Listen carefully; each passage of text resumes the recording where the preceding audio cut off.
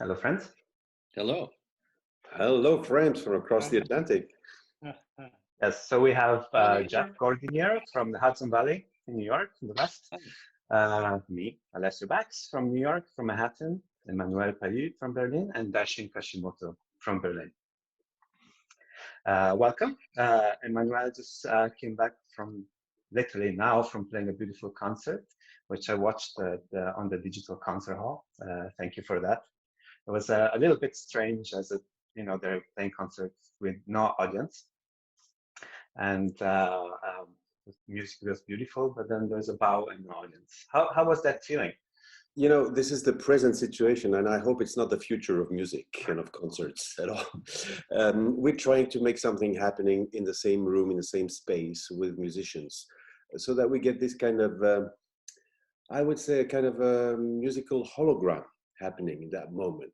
And of course, people who click in through the digital concert hall, we have at the Berlin Philharmonic, of course, the wonderful hall, the technology, we have the equipment, we have the players.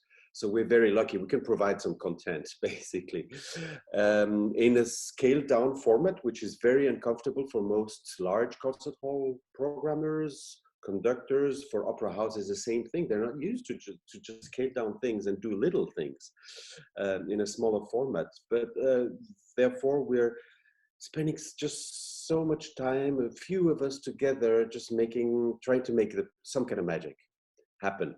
And there, I think it doesn't matter whether you play Debussy, Schoenberg, Bach, or Queen, some kind of magic, but the main thing is that it just has to rock and has to go live somehow, just to be time that we spend live together on stage and off stage. So for me, just talking to you right now is like getting off stage and like we usually do in the theater, in the concert hall, or in the festivals. We just have to start chatting about what we just did, what we're gonna do, what we're gonna eat, what we're gonna drink, what was the day like. Well, I find it in a way it's partly virtual, partly happening. That's the weird thing about it.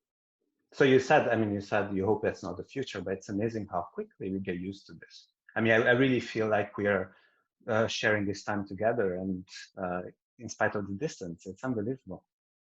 Yeah. And Jeff, you've always been very present on social media, even before all of this. The main difference for you, I mean, you were traveling a great deal, writing about chefs and restaurants. And what do you miss the most? I mean, I know you love food just as much as everyone else here, but there's more to food than just the food itself, isn't there? Yes. I feel like my relationship to food is shifting during this time.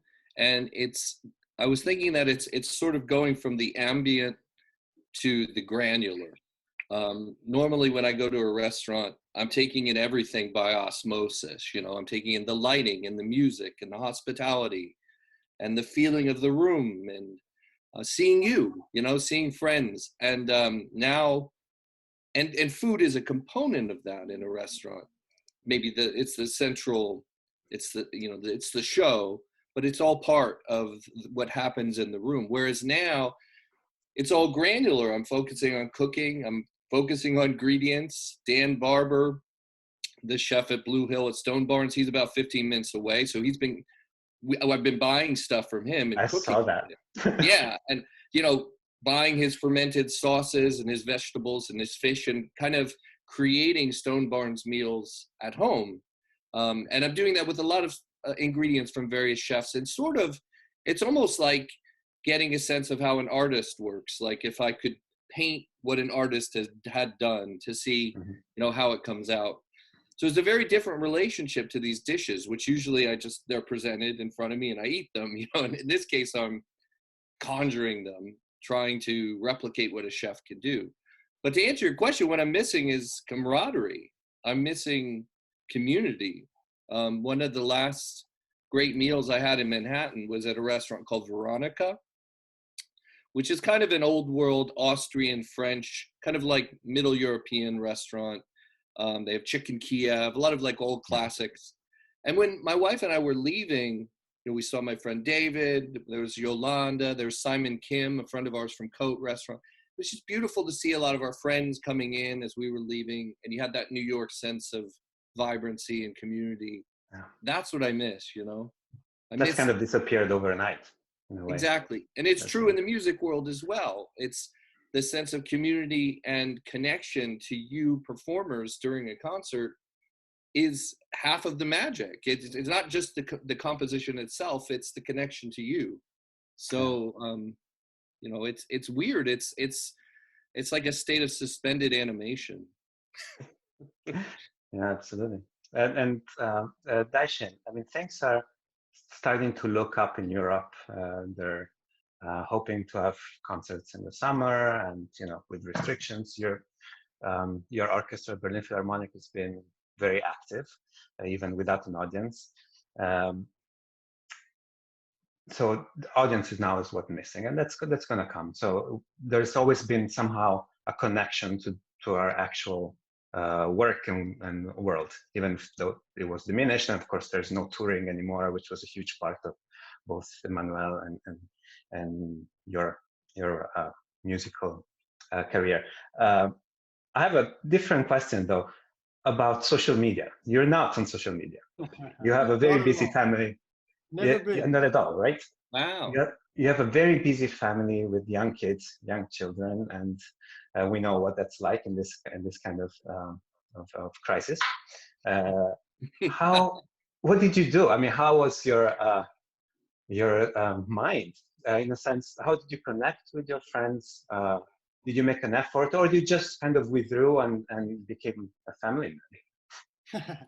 Well, actually, it was interesting because in the beginning, I was really looking forward to just having more time with my kids and the family and just being home, as you all probably felt the same in the middle of, well, in Europe it was middle of March, for you guys maybe a bit later in New York.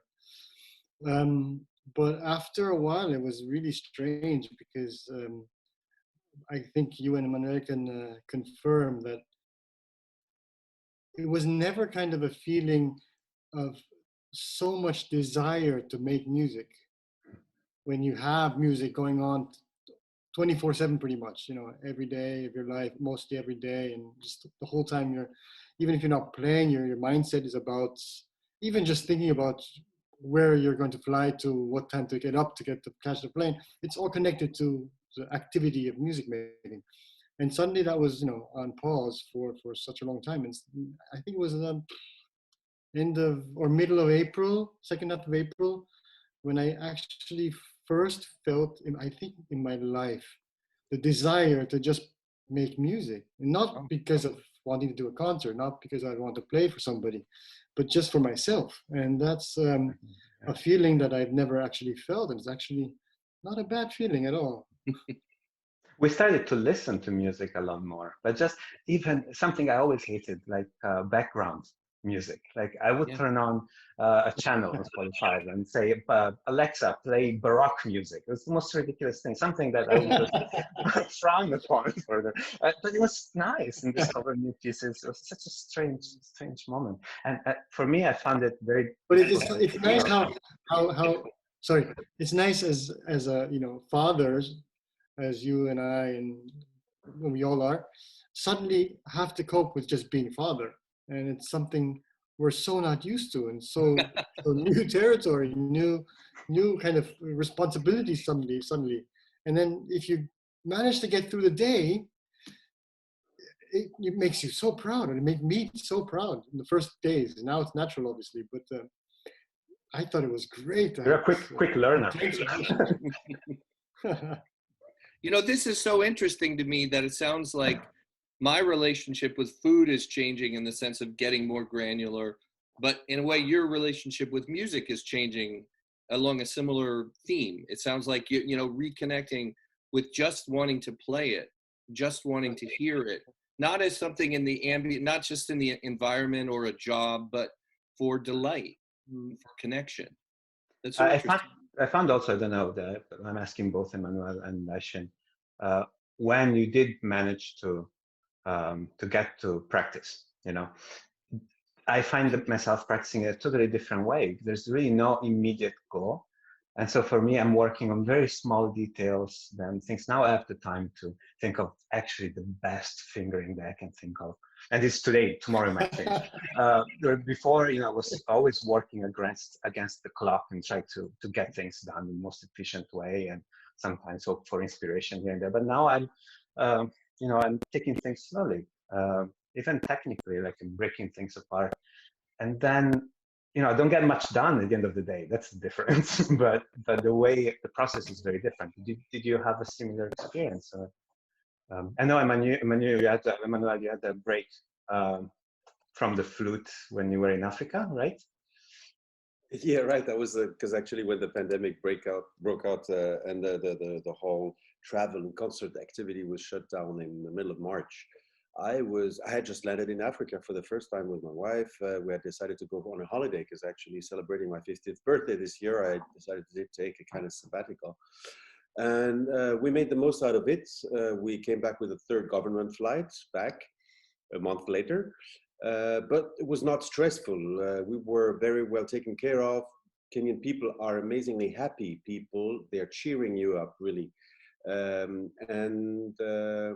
And so socially, it was not a moment of a solitary moment, actually. We didn't feel so much going down like this. I felt so much more solitary leaving stage today, or when we played on the 1st of May, or 2 weeks before for the first chamber music concert live from the Philharmonic, that you get off the podium and there's just nothing backstage except masked people who are trying to get away from you, and to avoid you, because you're the only people in the building without a mask, basically.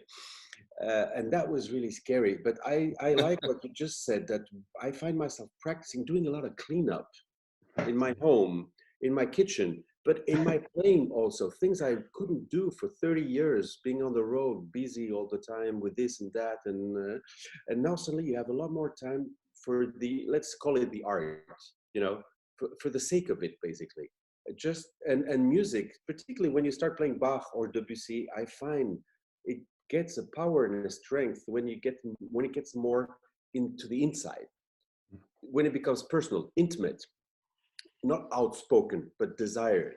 And you're working on the intensity of that desire and its expression, basically, and what it then conveys in the music. And I found this thing beautiful, and it creates somehow, a new approach to the instrument, or maybe something that we were not able to do so much just because of lack of time, since we are professional musicians, since we're in the business, so to say. And I find this thoroughly exciting and adventurous, and I think we will have lots of fun when we'll be together on stage again, hopefully in a few weeks or a few months in the summer, just to enjoy this very personal and subjective way of making music, and how we've been growing through this time, basically. I can't wait to hear the new and improved Emmanuel. How is that possible? Yeah, I don't know how that's going to happen, but that's, I find that it's interesting that my ears seem to be reacting differently to the silences. Like right out here, the Hudson River is right over there. I'm looking at it, and the street I'm sitting on has no cars right now. It's very quiet, and so I hear all this bird song right now, all these birds. And there are certain moments of the day when freighters go by on the river, and I can almost hear people speaking on the freighters, like as if it were the 1800s. And I was wondering with you, if you find that you're listening to things differently because of a sort of quieting down that seems to be an actual audio quieting down that seems to be a societal component of this. I think it's a general thing. I don't think it has anything to do with music. I think it's just right. The mere fact of just everything being so quiet. Just even people talk quieter somehow and smoother, especially in Berlin. The Berliners have a very, very strong character. They're famous for that, and a very strong way of talking. And even they sound a bit smoother now. So I think it's just a general kind of cooling down, which is not necessarily a bad thing, especially in these big cities we're living in. Right. New York. New York, yeah, absolutely. It's a completely different city. Let's, all these chats that we've had, that people have had on the internet, we just tend to focus so much on COVID and the repercussions, and that's also so interesting, of course. But let's move on to our life, our work, and how our relationship as well. I mean, just to see the four of us here, it just makes me so happy that I really feel like I'm getting out and we're sharing a drink together. So I miss that, and I hope to resume that this summer. Drinking time in Berlin. Yeah, I know. Here too, I guess. For solidarity. Later on, I'll be thinking. So if there's one thing that unites all of us, is love for art and food, and not necessarily in that order. Jeff and I met when he was writing for the New York Times, had a small profile about my relationship with food, and somehow that got noticed more than any music review that I've ever had in the same paper. Daishin, you read my uni pasta. He's the guy that wrote about it. Legendary. Daishin and I met in a kind of very beautiful location, but in a normal setting, a music festival in Cyprus. And Emmanuel and I met when I was cooking a bouillabaisse for 13 in this apartment in Berlin. So I think food is quite a common thread. It interests me on both ways. I mean, if I start asking Dash and Emmanuel what do you think about food, we can be here for weeks on end. But Jeff, in your writing, you very, very often draw parallels to music. And why is that so important to you? Is it just another creative art form, or is there something about music that connects to you specifically and to your writing and to food? I started out primarily as a music writer in my 20s. And in fact, I studied composition when I was younger and studied piano. Realized I was not going to be you, so gave up early. But I guess for me, I grew up in a very conservative environment, and music, poetry,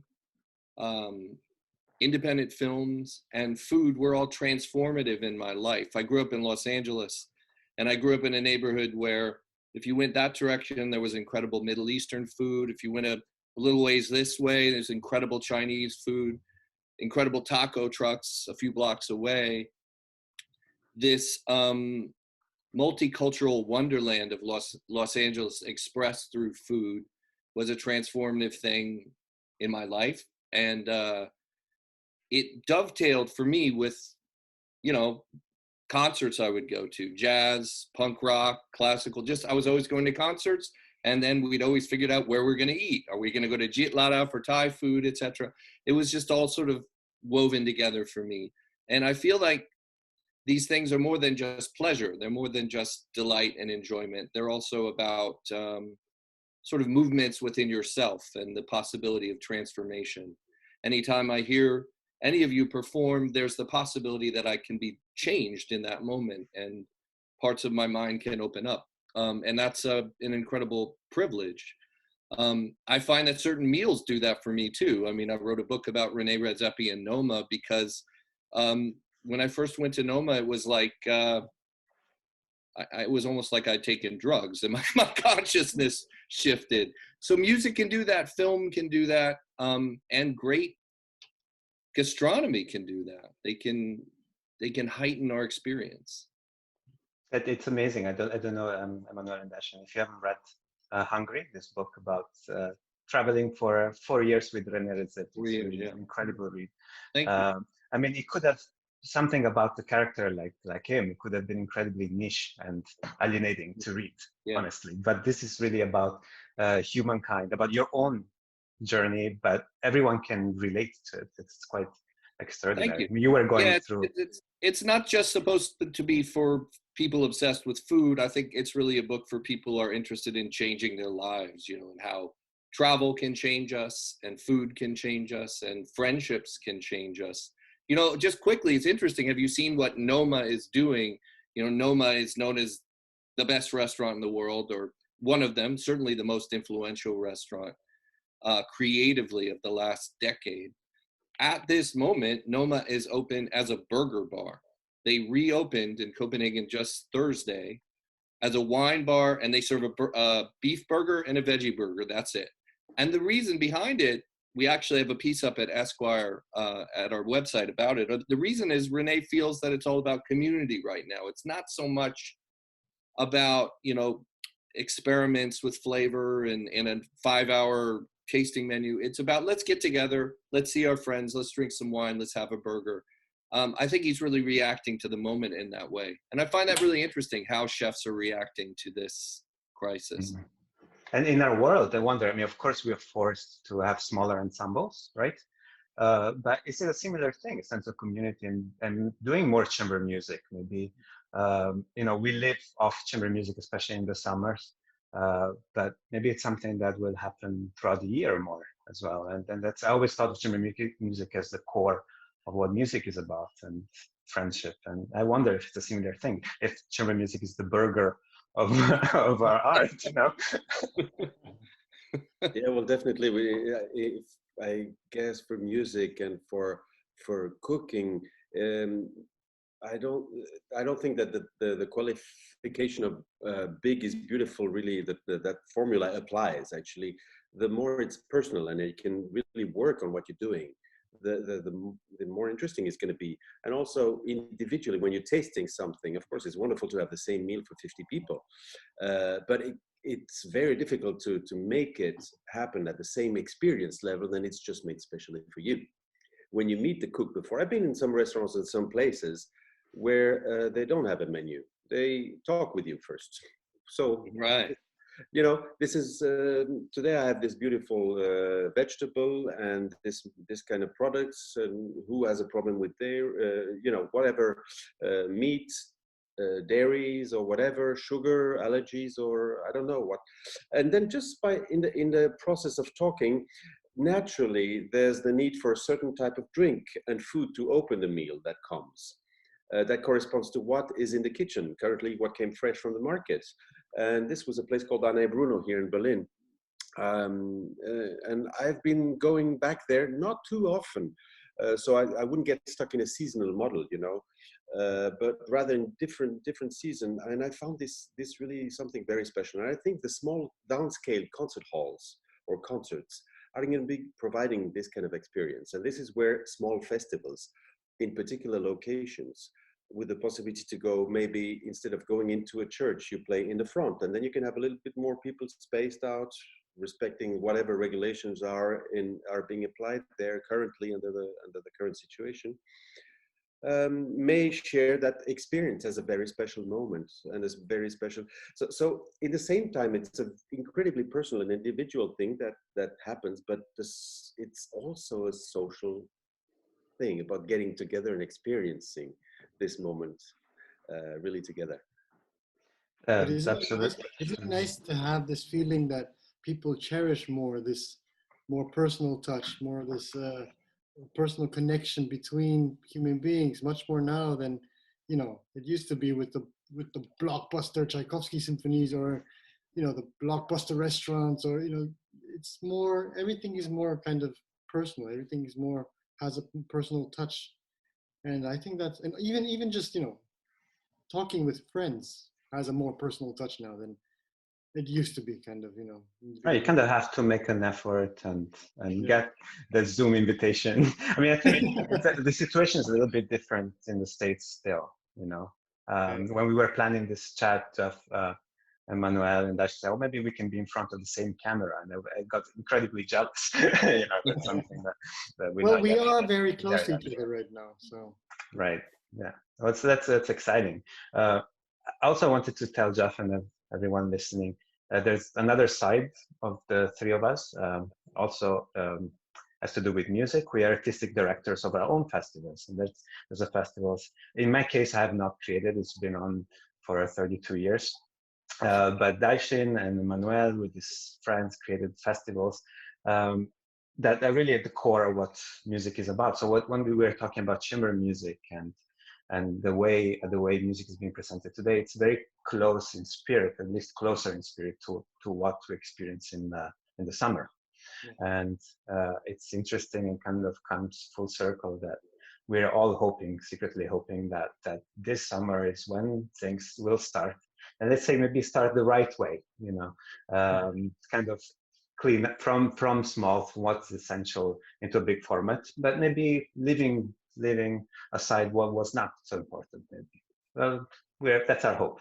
I hope that really hopeful that we'll see all of us together this summer. Sure. Hey, what have you been cooking? Me, well, we're very lucky, as you know, in New York. We have access to great produce, and thanks to your recommendations and others that I found, we're eating actually better than ever. I still miss going to restaurants.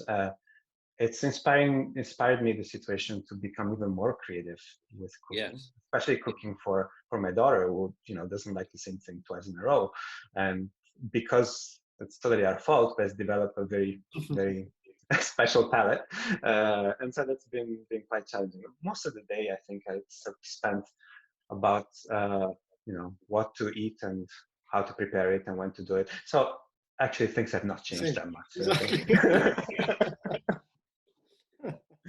How about you guys, Daishin?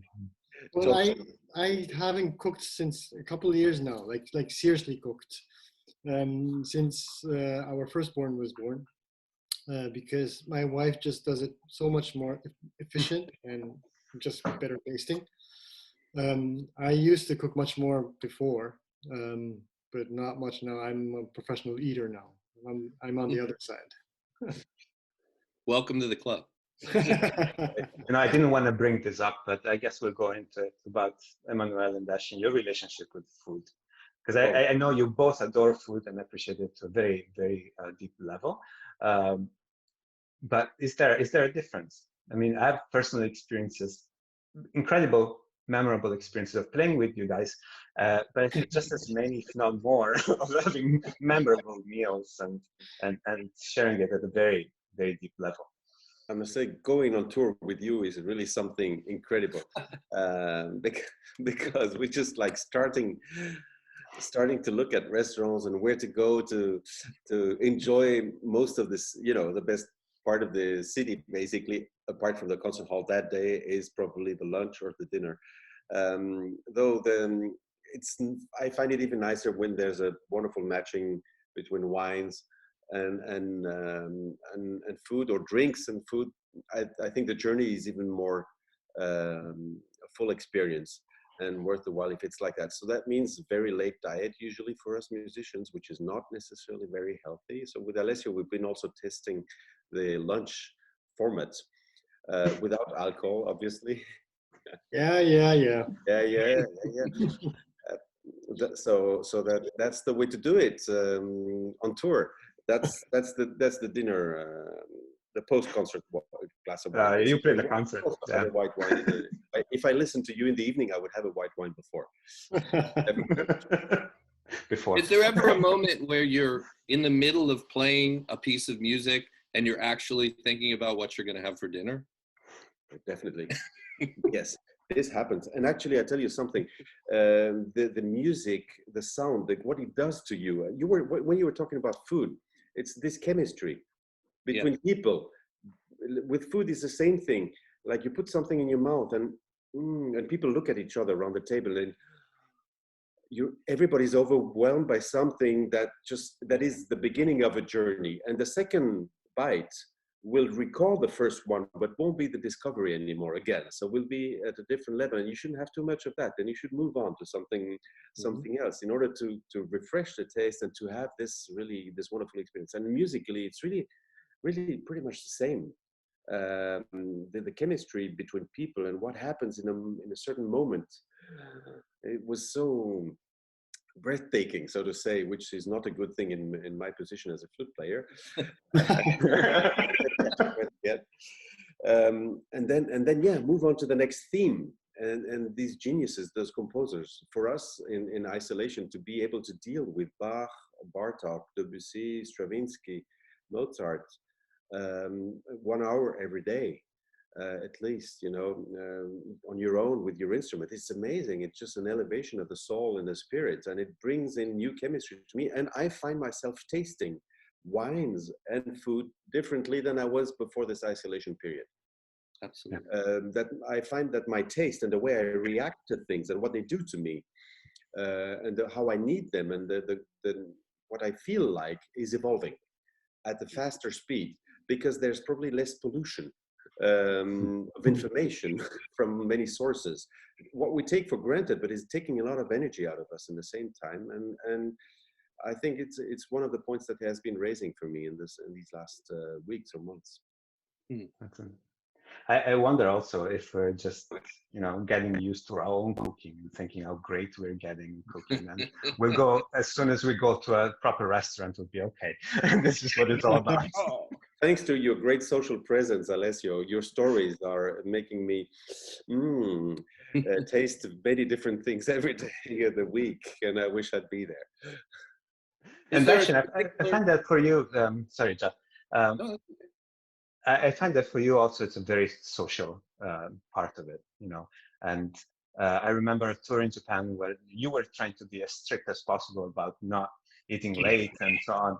And yet, the Daishin was organizing these big dinners with all his friends and ordering everything on the menu for us to enjoy. And he was getting a kick out of it, even more than if you were eating yourself. So I suppose the social part of eating is very important. I think it's a different kind of art, you know. Of course, the cooking, the food is an art by itself, but what makes the experience more enjoyable is the company, or let's say not enjoyable, but what makes it more unique, what makes it like the one time you have that dinner in that one place with that one person or this group of people is what makes a difference. And for me, it's always, especially after concerts where you're so on a high, an emotional high. Luckily, I get to tour as Emmanuel as well with a pianist, at least. You often tour, or probably often tour alone as well, which I could not stand. You know, after a concert, if you don't know anybody in the city, and let's say you have a, I'm not going to say the word now on YouTube, but you know what kind of organizer taking you not out for dinner, and then you just end up being by yourself in your hotel room. That's like the worst nightmare for me. So the social fact about it is extremely important. Is that somewhat missing now that there's no audience, or that you have to run home from a concert for a chat? You know, there are not many concerts now anyway. So, and of course, it's a difference if you're on tour or if you're in your hometown. You know, you have your family to get back to, you know, and your kids to hug, and so it's a different. Of course, it's a different feeling. But if I would be on tour right now, yeah, that would suck. Yeah. But isn't a meal, isn't it important in the atmosphere of the meal? And the atmosphere is also part of the taste, no? It's everything. I find that I'm having dinners with my children, you know, night after night in a way that everyone says you should. It's an important component of a family life. But like you, I travel all the time. I'm on the road much of the year, visiting restaurants and interviewing chefs. And so to be home for a sustained amount of time and find myself cooking every night, sometimes my wife, I'm doing a lot of the cooking though, and then sitting down with my two older children and my wife and having a conversation like this, it's there is something really nourishing about that. That's not just the food. It's just nourishing to have that experience. You even when there are silences, just being together does contribute so much to those bonds, you know. And I feel like I've missed out by being on the road so much. There's a little bit of an ache for me. I'm like, wow, I really missed a lot of this. So some guilt. I had some questions for all of your fans that, you know, are not related to this situation now. So Emmanuel, I consider myself as one of your biggest fans as well, so that counts as a question. So But I'm seated.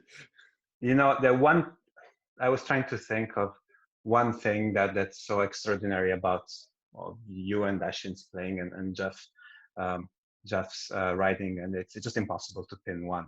But there's touring with you and playing with you. There's this incredible sense of comfort and confidence, and I had the feeling that the only time it happened to me that you take a breath and I feel more relaxed. And being in the audience when you play, I feel that the audience is breathing with you as well, and that somehow starts even before you play a single note. It's probably a long explanation, but what's the process that goes in that? I mean, it's a preparation to the performance, preparation in practice. I've heard you talk about the similarities with acting, but somehow it's more deeply connected to your own playing as well. I was talking with Emmanuel Pahud, who's chief conductor of the Dallas Opera House a few days ago, in a similar kind of chat room or conversation and format, and exactly about this thing, that with certain people, this trust, mutual trust, makes the comfort zone so much bigger. And it's not just like playing together is built upon the smallest common footprint. On the contrary, it's adding up everybody's universe and how other people relate to this. So this is something, I guess it's explained very well in books by Stanislavski, for example. If you're looking in The Origin of the Actor's Studio and the methods, where he's explaining what he's asking his students to do. And there's no wonders that such a presence as Paul Newman or Liz Taylor came out of that kind of schooling. Like you're watching The Cat on a Hot Tin Roof and these kind of movies, and it's impressive. They're so much filling the screen, and they're just the expression on the face before even they say a word. You breathe with them. There's a need. It's just not acting; it's being. And for us musicians, I would say it's not we are playing music, we're making an effort to play music, it's the music is playing on us. And we become a part of the whole thing. And it's this sense, these connections about the bigger picture that have to do with intellectual knowledge, but a lot about sensitivity, about knowing how little we are, and what we can achieve together if we want to. That's beautifully said. I wonder though, I mean, it's something that's more innate in some people than others. It's something that you can learn, something you can work on. And how do you relate that process to the actual playing of your instrument and the problems you might have practicing and performing? How do you make it the whole? Again, the biggest lessons I got about this were in the books by Stanislavski. Really teaching you and putting it in words like nobody else has so far, to my knowledge, but I haven't read everything that's around, and I haven't taken every kind of lessons. There are several techniques that help you realize what is happening in your body, what's the connection between mind, soul, muscles, universe and connections, whatever. All of that is very important, but they focus on various points. The problem is to approach the thing as a whole. And I see this very well, when you have your favorite artists that you listen to, that you're watching the recordings of. For me, it's people like Maria Callas, like Furtwängler. If I'm talking about dead people, it's easier probably. But also among the live people, there are a lot of great musicians out there and great performers, great artists in any kind of arts that will make me believe. And that's what I'm going for, basically. When I lose the control, it's probably the best part of it. But you always have confidence that somehow, if there's trust involved, you can. And also, I see this with Daishin, that it's that your level playing is so focused and so polished, and yet in concerts you have this freedom of taking places. Sometimes you don't want to rehearse too much, so that the concert stays fresh, and yet incredibly honest and original to your own being.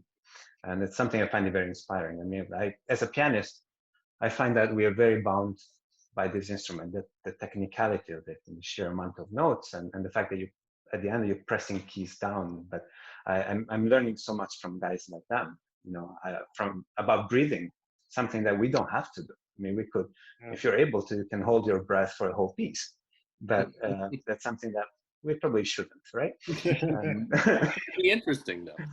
Yeah, and write. I mean, from your writing, just how to communicate really some of the most important human feelings about you know, what's going on through somebody else. You know, in Hungary, you speak about Renee, but yet you're talking about really important stuff that we all dealing with.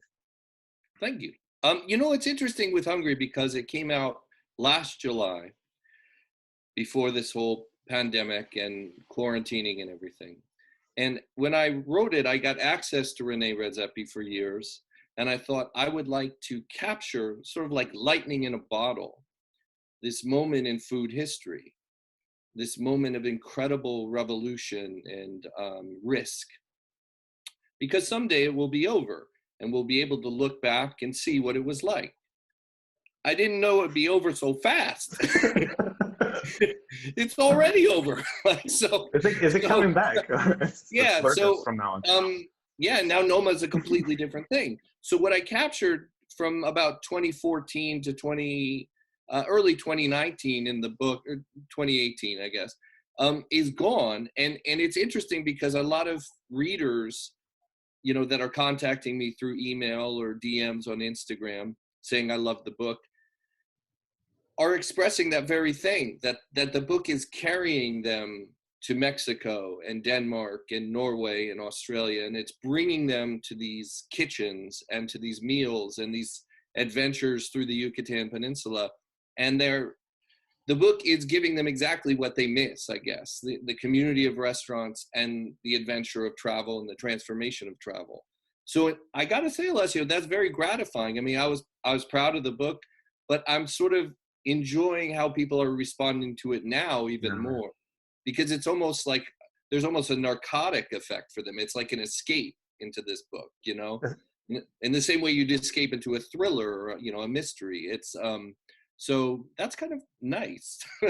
Similar thing with music, I suppose. Absolutely. You know? Yeah, absolutely. I mean, watching the digital concert hall today and then watching the full big TV screen, it was quite very, very meaningful, you know. And then, you know, there's that moment when you don't see the audience, and that's all strange, of course, but yet, you know, the message is there, is beautifully played. And you know, sometimes it's probably nice not to have an audience while you play, and it's just, you know, after that. But so do you think, Jeff, what's the future, talking to chefs? Noma is doing, you know, burgers, cheeseburgers and veggie burgers for the time being, and then would restaurants need to reinvent themselves? So would they try, and it's a question for all of you too, for music, are we trying to go back to what it was, or is there a stepping stone before that? That's also important.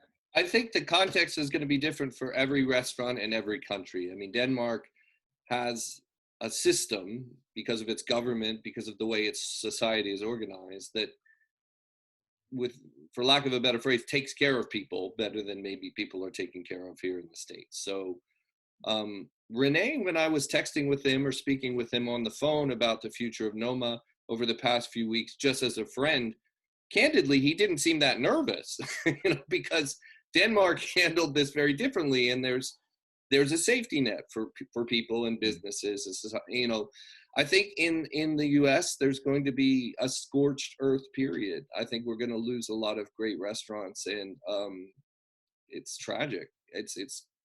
I'm heartsick. I mean, a lot of talented, good people are going to lose their jobs and lose the avenue they have to express their creativity. I think some restaurants are going to change the way they approach. I don't think Noma is going to permanently be a burger bar, put it that way. You know, it's funny because I have some people asking me, you know, are we going to be drawn only to casual food? Are we only going to be drawn to fancy food? I don't know about you. I want it all. Bring it all back. Like, I mean, I'm not kidding. I would love to sit for a 5-hour tasting menu right now with caviar and foie gras. And I'd love to go to a taco truck and get an incredible, I mean, I just want to reconnect with the food and the community and the creativity expressed by these brilliant people. The same as with music. I don't care what kind of music it is almost, you know, I want to be there for live music again because it levitates me, right? I feel levitated by that. And I can listen on my computer or on my, you know, Alexa or whatever. It's not, you know, it's not quite the same thing. You can go granular with it, but it's not quite the same thing. So I'm missing, it's not the type of food, just being in the world in that way, if that makes sense. In a world, I find that I'm a little bit torn because there are people thinking, you know, this is our opportunity to rethink the whole model, to have different concerts, to do this. But is that a goal, or should we really? Classical music was around, you know, throughout many crises like this one and worse, and still survives because of the quality and the message that it sends. Should our goal be to reinvent ourselves or to go back? I think, look, classical music has always evolved from the beginning. It's always changed. It was hardly the same when it started. And I think it's going to evolve. It's going to be a bit different. But the things we had before, I'm thinking, as Jeff said just now, as long as there's desire for it, there will be a need for it. And then there's going to be concerts like we had before, the blockbuster ones. And it's just going to take some time, I think, in our classical music world. But I think it's always been evolving. So I think this crisis right now gives us some more options, gives us more opportunities to, for example, these online concerts. These you know, it's never been a big. Well, it has been a market, but it's never been as big as these days. And I'm sure many people will catch on to it and stay on it. And I think also to speak about the Berlin Philharmonic, we had a lot of new registrations for the digital concert hall through this pandemic time. And I'm hoping, you know, even if a small fraction of them stay as our, you know, music loving clients, you know, we've already, you know, it's a getting new audience, yeah? Kind of an evolving moment right now, I think. Well, do you have questions for each other? I do have a question for you, Alessio, because as one of your fans, likewise. No, I see that thing in your back. It's on your right side. It doesn't look like a kitchen oven. It looks like something you use on stage. This side. Yeah.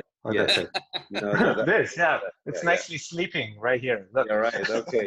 So I wonder, because I was just looking into the piano on stage today before the performance, and thinking, this is an amazingly refined, like a clockwork, mechanical percussion instrument. But you guys, somebody like you, can make it sing. You can make phrases.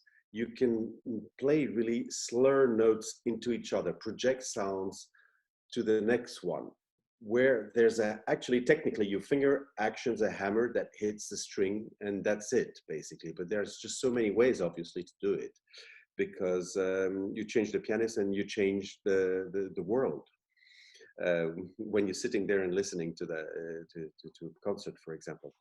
And I don't know, tell us something about that. What's your secret, maybe?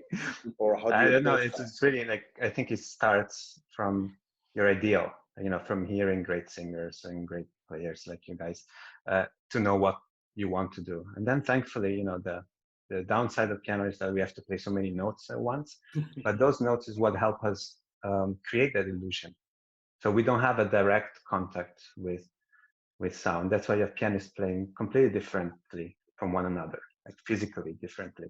You just have to make it work with what you have, and then just adjusting. I have what works for me, I think, most of the time.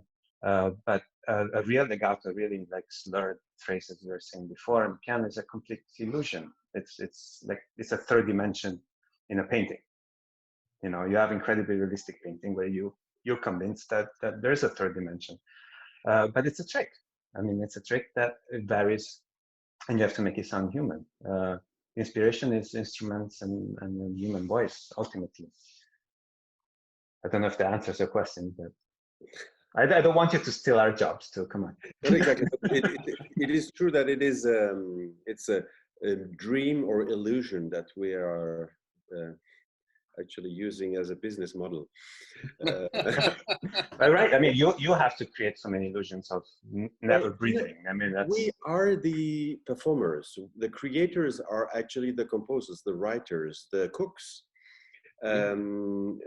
They are making what is new, and whether we are playing a music that is now, from our perspective, time-wise or style-wise, considered being old, like what we call baroque or classical, because we put a sticker on it, a name, and we put it in a box, and etc. Yet it was always intended to be new music.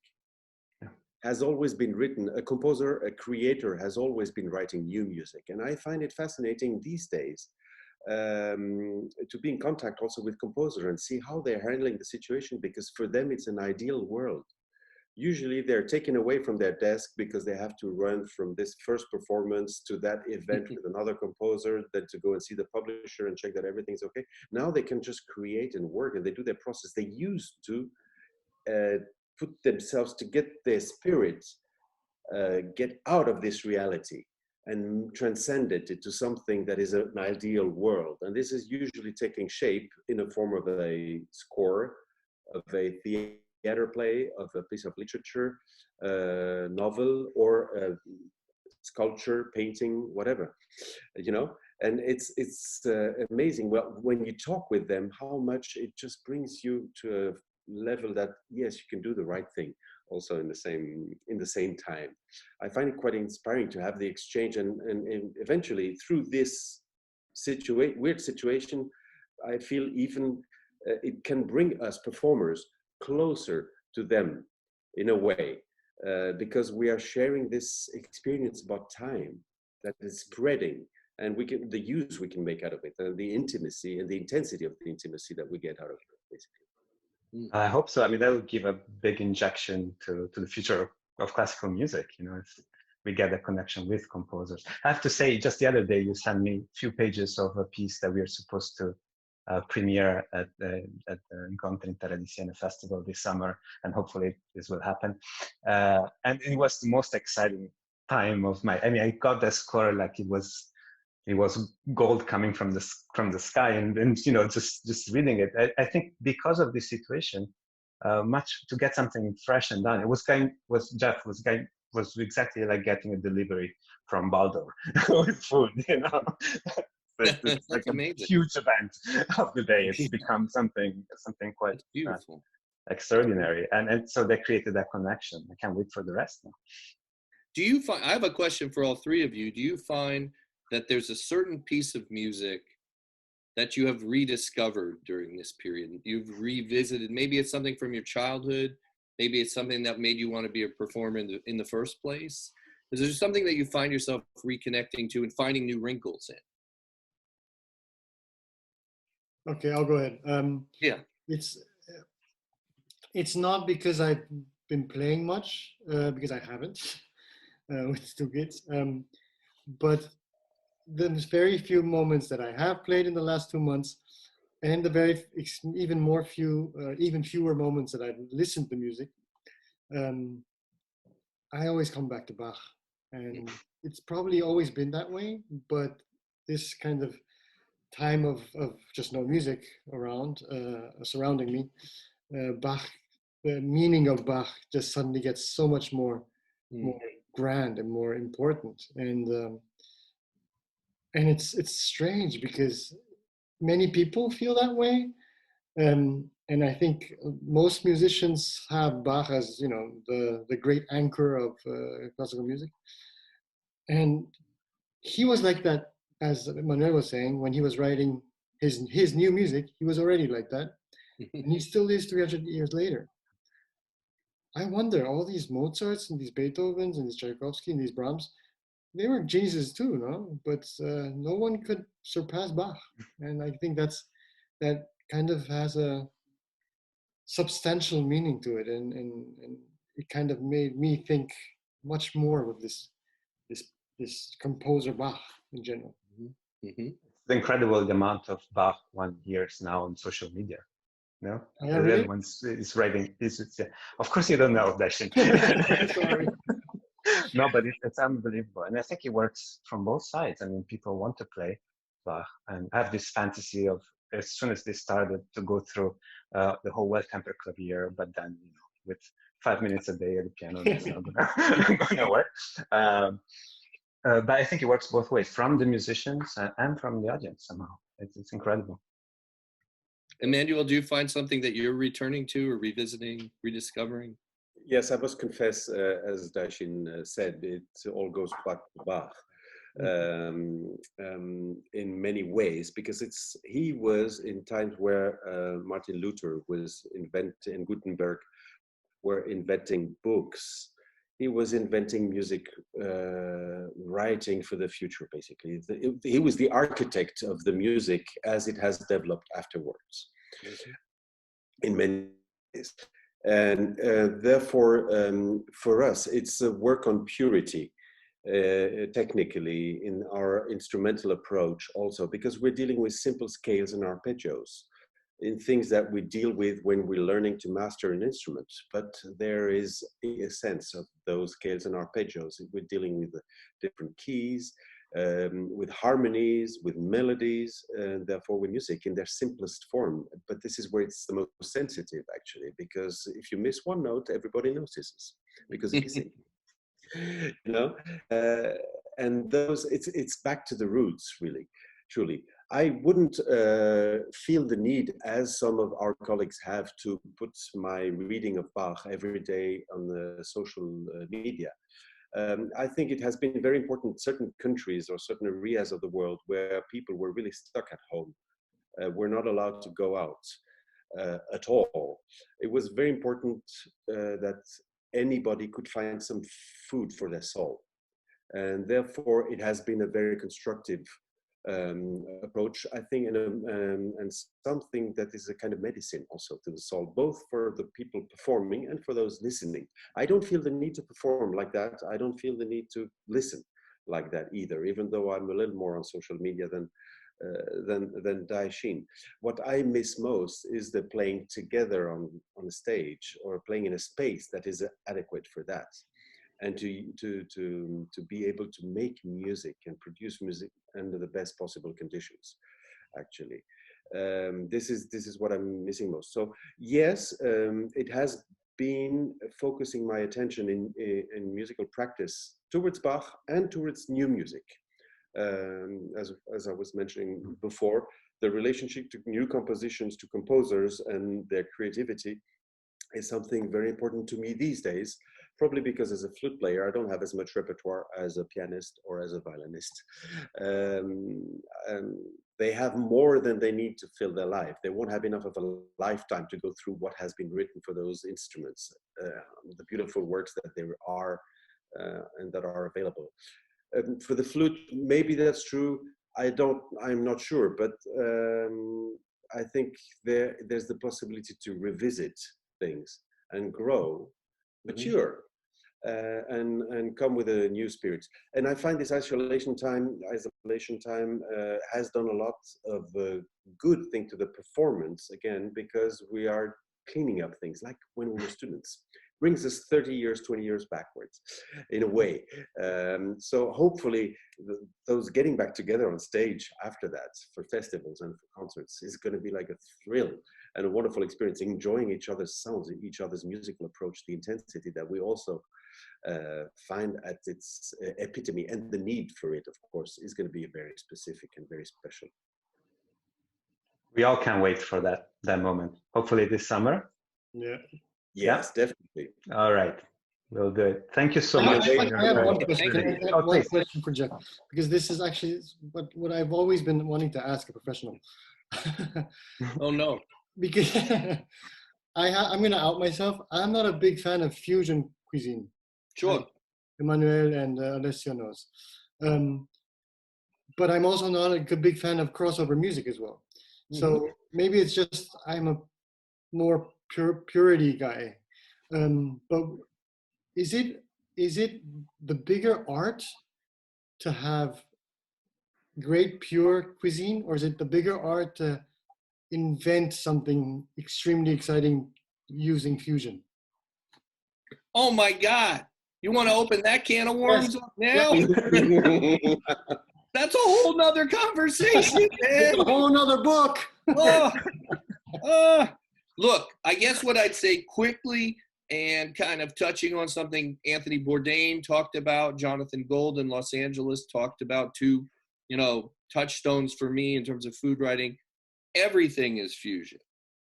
It already is. I mean, yes, there are islands of cuisine that represent some sort of regionality in a very pure way. Yes, that has but if you think about the spice trade, the Silk Road,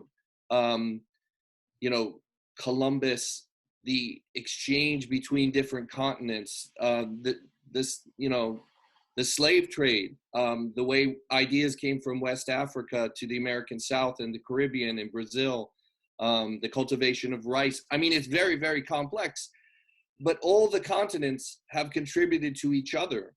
Africa has influenced Asia. Portugal has influenced, South America. And so my point is that there's no such thing as purity in cuisine, really, that it's all fusion. It just depends on how old it is.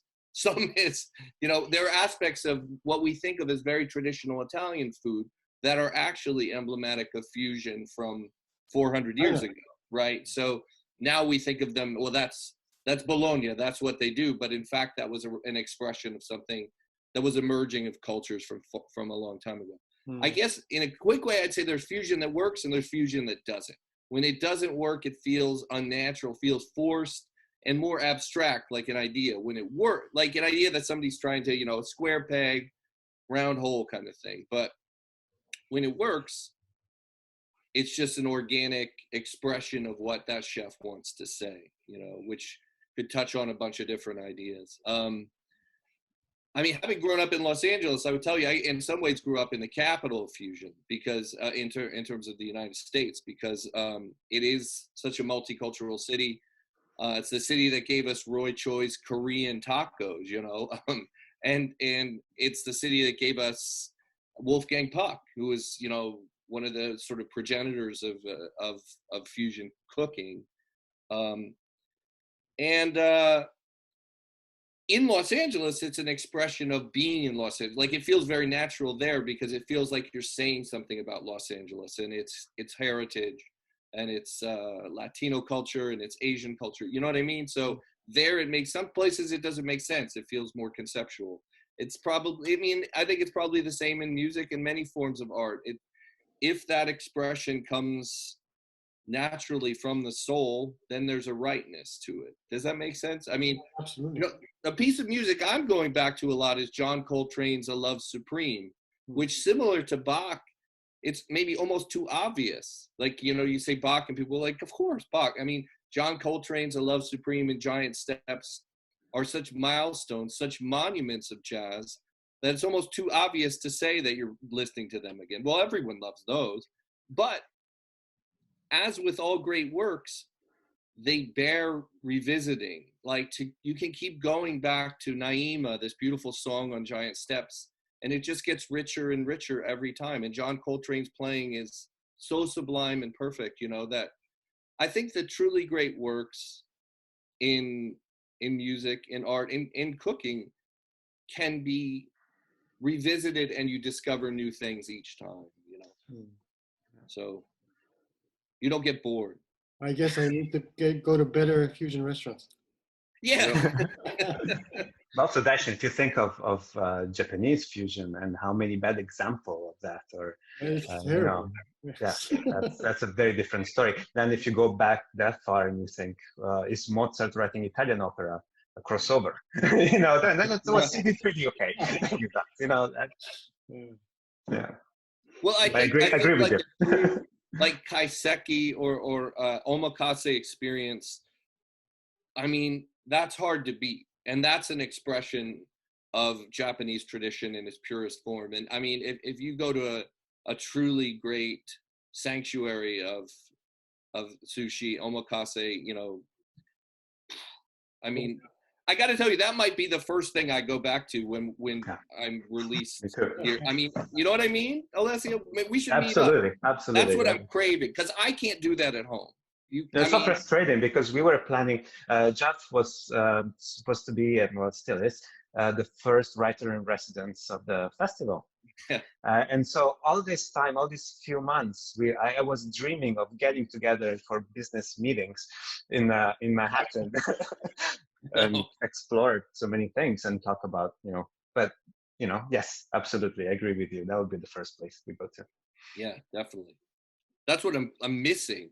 There's no way I could replicate that at home. I mean, it would take years of practice, so it's not going to happen. Nope. Yeah. Well, it's good seeing you guys. It's great seeing you. Thank you so much for your time. I miss you all and see you soon. Thank you. In flesh and blood.